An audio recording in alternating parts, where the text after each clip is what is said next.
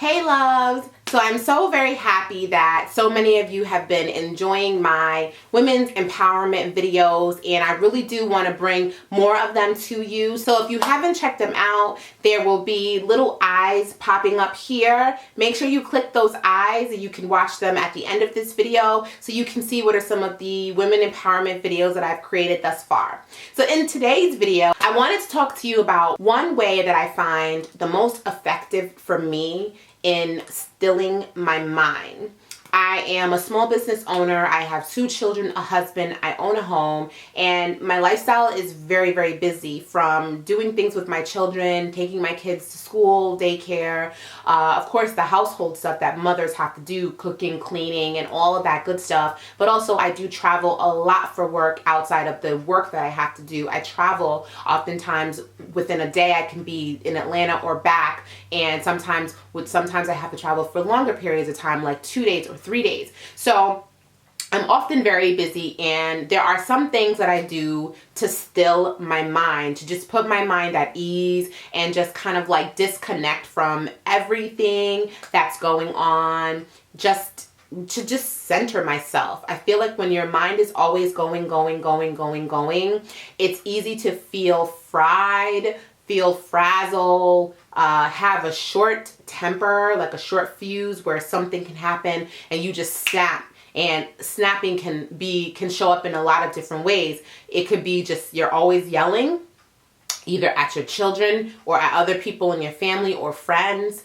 It could be that you're physical because you feel like that might be the only way to handle a situation, because you're just not in the right frame of mind, you're not centered, so you may feel frustration. And so instead of talking to your children where you normally would, you're just so overwhelmed and so built up with energy and emotion and just exhaustion, you just resort to being physical, which I understand how that can happen, because that happens to me too, just too much going on. And sometimes when you're in that way, because you just can't get yourself to be calm enough that that's your way of getting your point across, even though it's not the best way.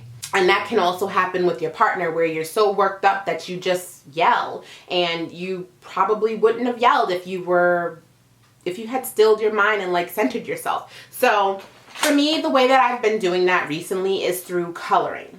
By coloring. So I actually got this book. It was sent to me right after my father passed. I got some really great things. I think I've shared with you a few of the things that people sent me after my father passed, but I found it to be very helpful because, like I mentioned already, when we're so busy, we get stressed, and there's so much going on, from children's appointments, your personal appointments, work appointments, all the different deadlines you have for yourself for work, your household responsibility, your family responsibilities, and not just immediate family, but outside of your family, your home family, your mother, your father, sister, brother, all that. We have so much going on. I opened up this book and I initially was like, I'm just going to color, a page. But I found myself to constantly want to open up the book and color because it was very relaxing, and I didn't expect that to happen. And even though it says like right on the book, be still and know,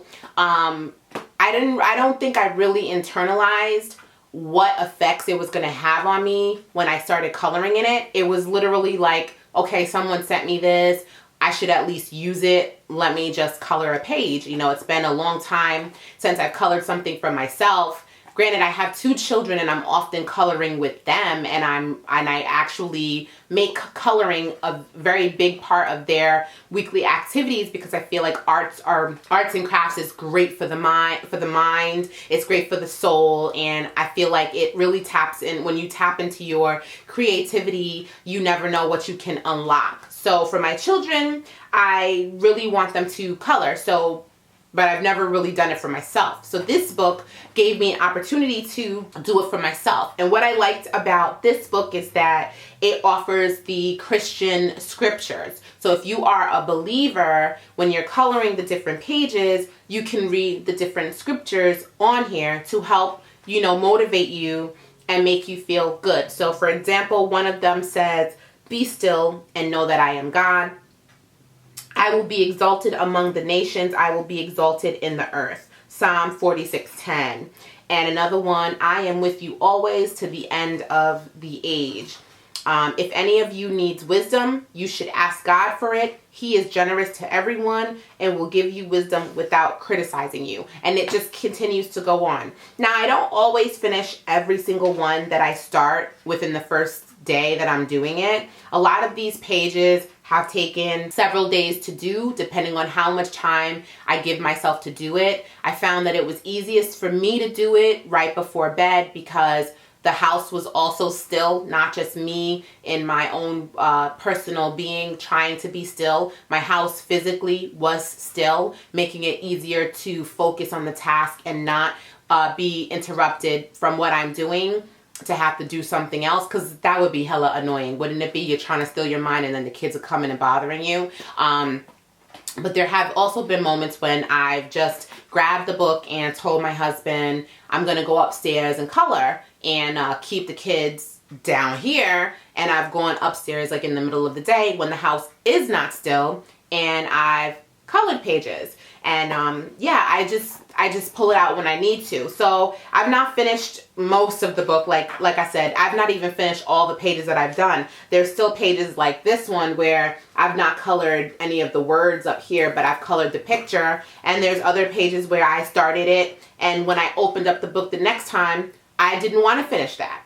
And it's my book, so I could do whatever I want to do. So I'll just go on to another page and start working on it. And then there's pages that I look at and I'm like, I'm never going to color that. That's just how I feel right now. But there might be a moment when my mind really needs to be stilled, and one of these pictures is going to be the perfect picture for me to do that. Like, I find that I like the pictures that actually have some type of like story going on.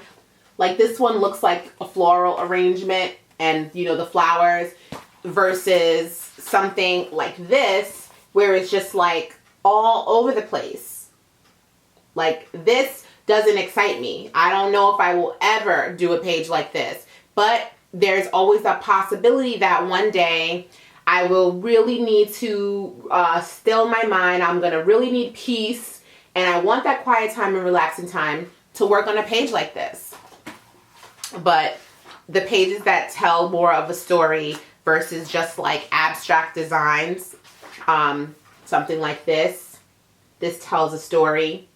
These type of pages, and look, I've never finished it. Did a lot of it, but I never finished it. So these type of pages, they just speak to me a lot better, and I find myself just working on them a lot more. But that's basically it. If you want to know about this book, it was $9.99.